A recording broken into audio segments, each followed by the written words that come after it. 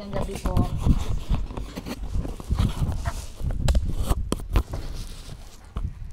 Tara. Paolo, bumalik na lang kaya tayo. Sheila, may tandaan mo. Pamamahay mo to. Halika.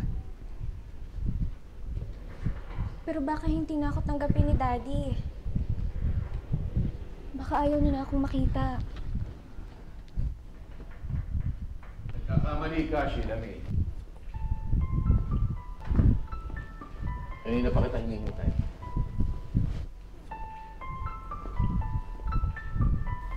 Ang akala ko nga ayaw mo na dito sa akin. Gusto kong tumira ka na ulit dito. Hindi na po kayo galit sa akin. Rebus.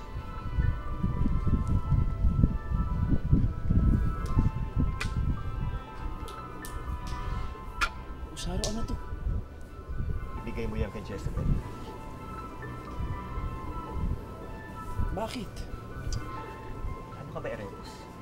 Kailangan magpalakas kay Jezebel at kay Reyna Lucia. Kailangan kumilos ka. Tsak sa ngayon, si Jezebel nag-iisip na kung sinong gagawin niyang hari. Anong gusto mo? Magpresenta ako kaagad. Hindi ganun kakapal ang mukha ko. Alam mo, Sheila May, ako nga dapat humingi ng tawad sa iyo eh. Hindi kita natrato ng mabuti at nadamay ka sa lahat ng gulo ng buhay ko. Sana mapatawad mo ako, anak. Daddy, ilang beses ko rin po kayo nabigyan ng problema. At ilang beses ko rin po kayo nasagot-sagot. Wala yun, anak. Sa lahat ng nagawa ko sa'yo, wala yun. Sana mapatawad mo ako.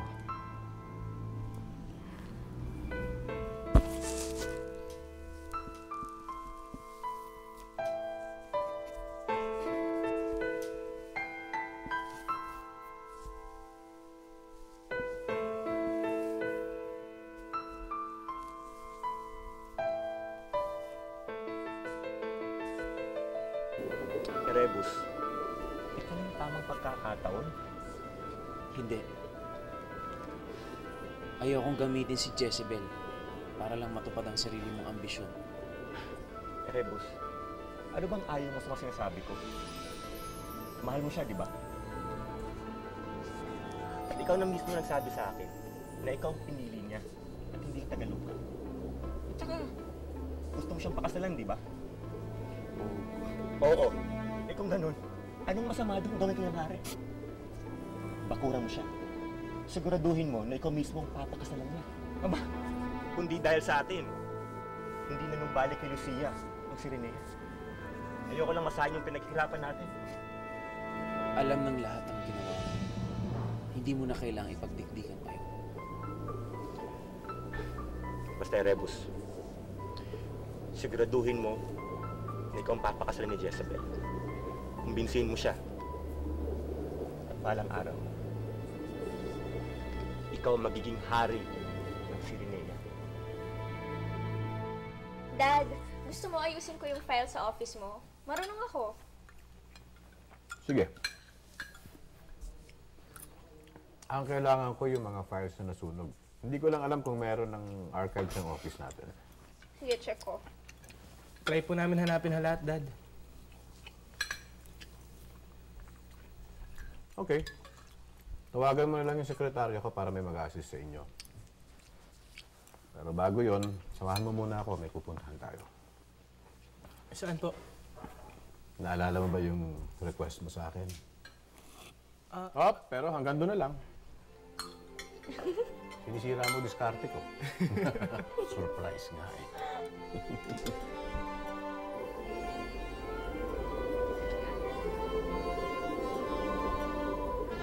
Magandang araw. Magandang araw sa'yo. Magandang alin, Jezebel. Rebus, bigyan mo na.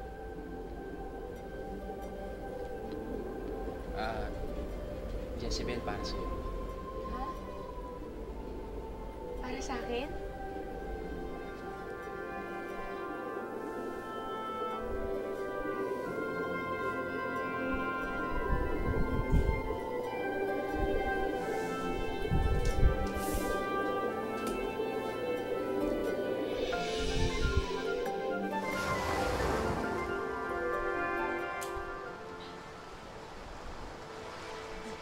Tahimikin, Jezebel! Gagawin ko lahat para patayin ka! Papatayin kita, Jezebel!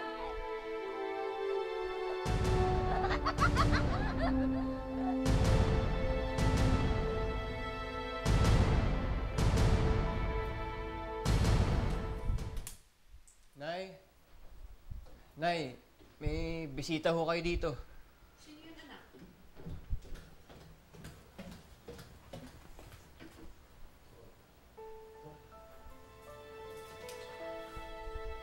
Anong ginagawa niyo dito?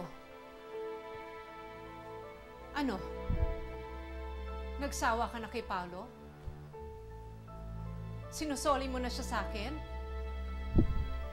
Nay, huwag naman po kayo magalit. Nandito po kami kasi may maganda po kami sasabihin sa inyo.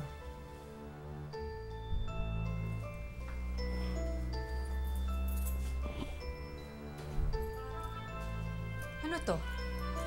Susi at titulo ng bahay na lilipatan ninyo. Lilipatan? Hindi pa rin ako makapaniwala na nandito ka na uli, Sheila May. Ako nga rin po eh. Hindi ako makapaniwala na makakabalik ako dito. Kumusta naman si Vivian? Magaling na po yung dengue niya. Kaya lang inirekomenda po ng doktor na doon na muna siya sa psychiatric ward. Ayoko nga po siyang iwan eh. Kaya lang, kailangan po talaga siyang maipagamot. Mas makakabuti sa kanya yon. Huwag kang mag-alala, magkakasama din kayo uli.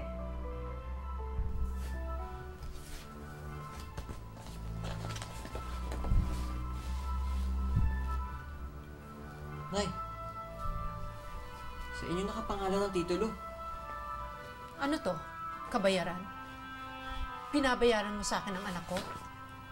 Nay, hindi po. Huwag po sana kayo mag-isip ng ganyan.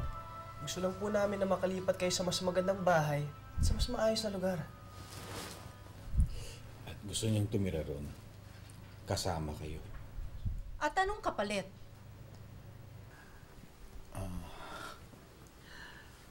Melba, nagbago na ako. Gusto kong gawin ito para sa anak ko.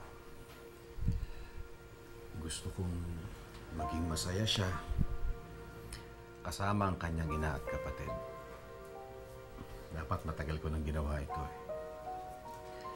At gusto kong magpasalamat sa iyo. Malaki ang utang na loob ko sa iyo dahil pinalaki mo si Paolo na isang mahusay na bata. And this is my way of showing my gratitude. Sana tanggapin.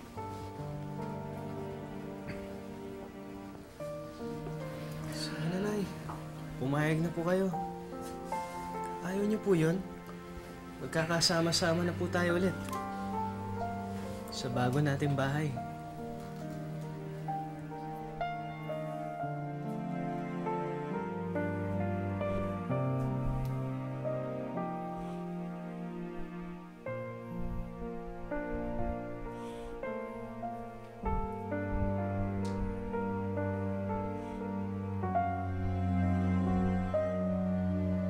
Alam niyo po ba kung ano ang pangarap ko? Ang tanging gusto ko lang ay makilala ako ng mama ko. Kasi sa sakit niya sa utak, hanggang ngayon hindi niya pa ako nakikilala. Akala niya sanggol pa rin ang anak niya. Darating din ang araw na yon. Magkakasama din kayo ulit.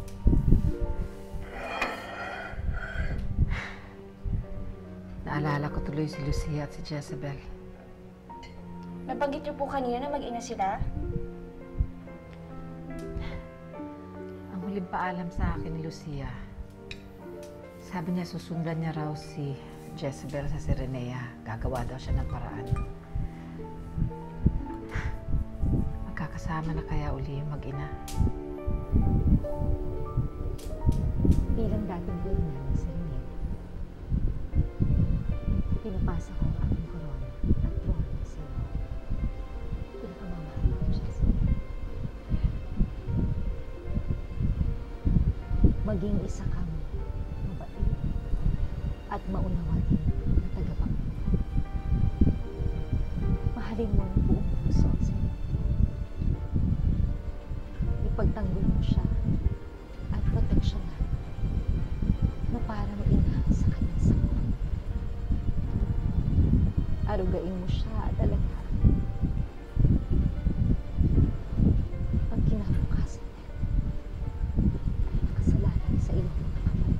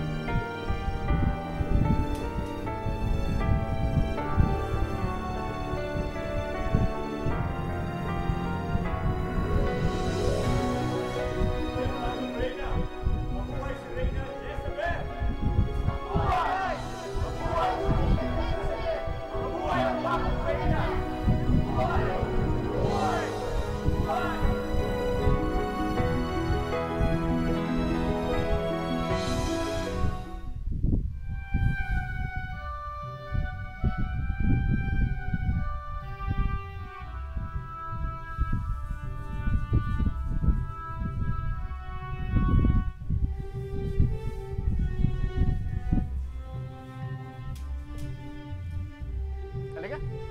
Tama kayo.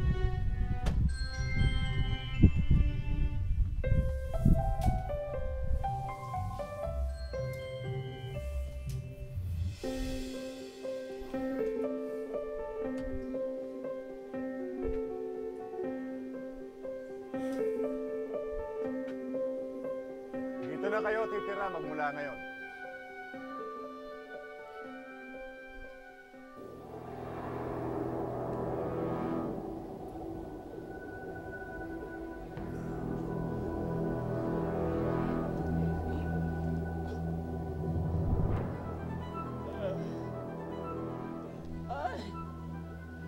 Ang sarap talaga matulog.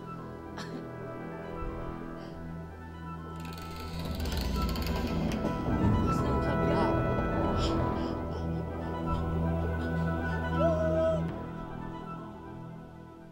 Ang laki.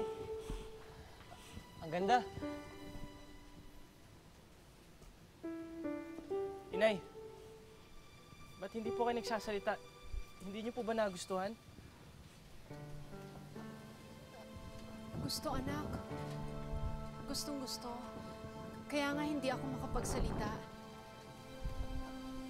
Juan, sobra-sobra naman yata ito. Dapat noong ko pa ito ginawa sa inyo mag-iina.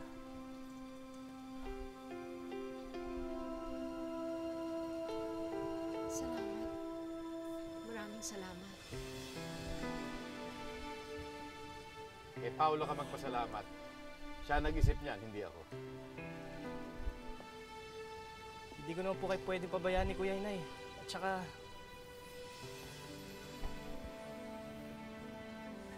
miss na miss ko na po kayo.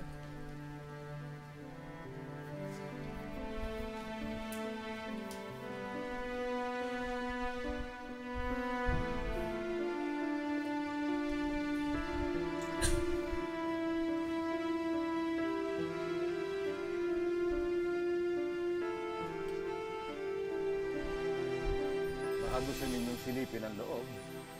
Tara, Nay. Kuya, sige ho. Reyna Janga! You! Come out! Come out wherever you are!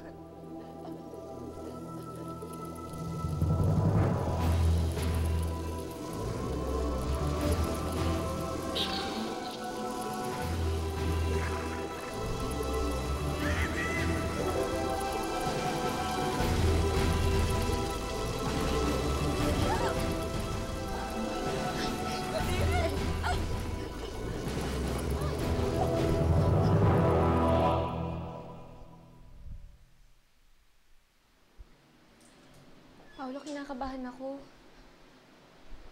Bakit naman? Paano kung galit siya sa akin? Baka sinumpa niya na ako dahil hindi ko siya pinuntahan dito sa ospital. Ginawa mo yon dahil isa kang mabuting anak. Gusto mo siyang gumaling. Gusto mo siyang pagamot, di ba? Sige na.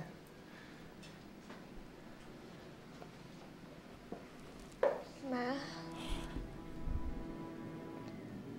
Galit po ba kayo sa akin? Bakit ko? Hindi ako galit sa'yo.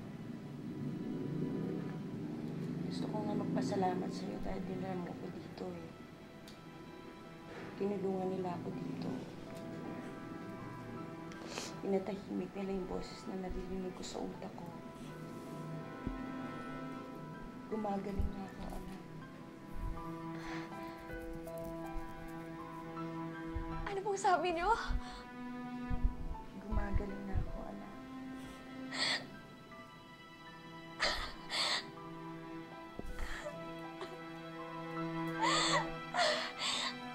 Alam niyo na po na anak niyo ako? Oo, Sheila May. At mahal na mahal kita.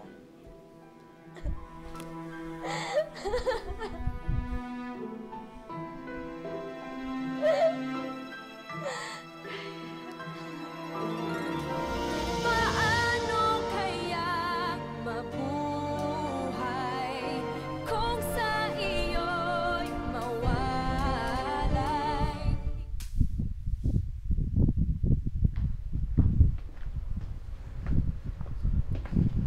All set? Ano, sigurado ka na bang okay yung Nautilus? Yes, Dad. Everything's okay. Na-check na namin. Fredo, talaga bang kailangan mo umalis, ha? Hindi ba delikado ron? Hindi na ako pwede mag-aksaya ng oras, Dad. Kailangan ko talaga malis.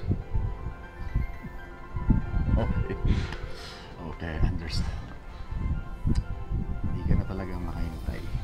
Gusto mo na makita si Jezebel. Ala, sama ako, hatid natin ang kuya mo. Sige po. Teka, hindi na. Hindi na kailangan, Dad. Ako nang bahala. No, I insist. I want to see you off. Alam kong importante ito para sa'yo. And I want to be there for you.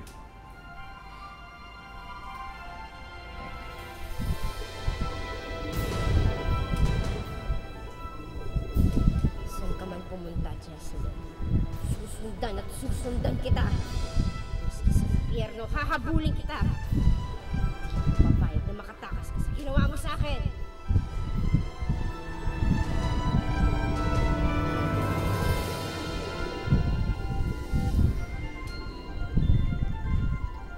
Jezebel, Ano meron mo sa'yo? meron sana akong naisabihin sa'yo. Ano yun? Alam kong marami kang pinagdaanan nitong mga nakaraang araw. Ngunit hindi na rin ito mapigil ang damdamin ko, kaya sasabihin ko na rin sa'yo. Ano ba yung gusto mong sabihin sa akin? Alam nga, parang yan. Yung mga ilawan ha, tignan na.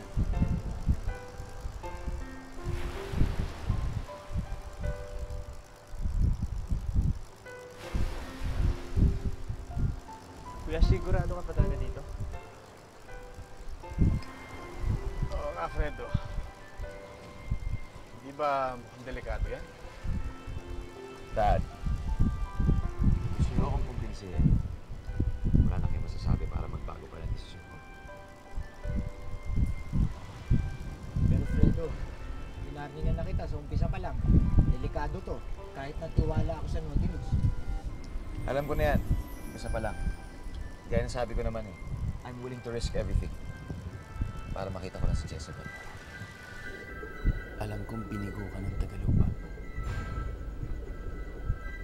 Ngunit huwag mo sana akong itulad kay Fredo.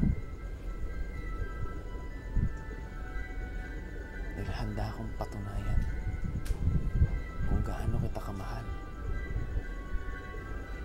Dahil ako naman ang tunay at totoong umiibig sa iyo, Jezebel. Ginagalang namin yan, Fredo. Gusto ko lang mag-ingat ka, anak. Dad, alam ko hindi ko pa nasasabi sa iyo. Pero mahal na mahal ko yan.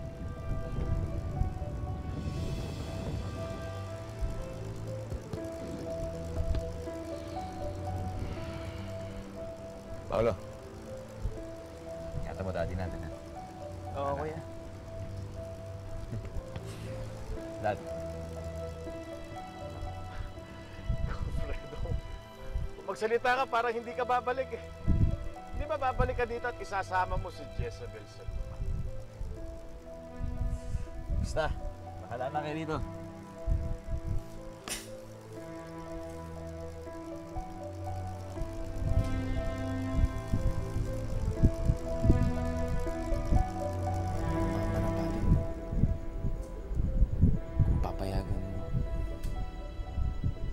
Handa akong sumumpa na ibigin ka habang buhay.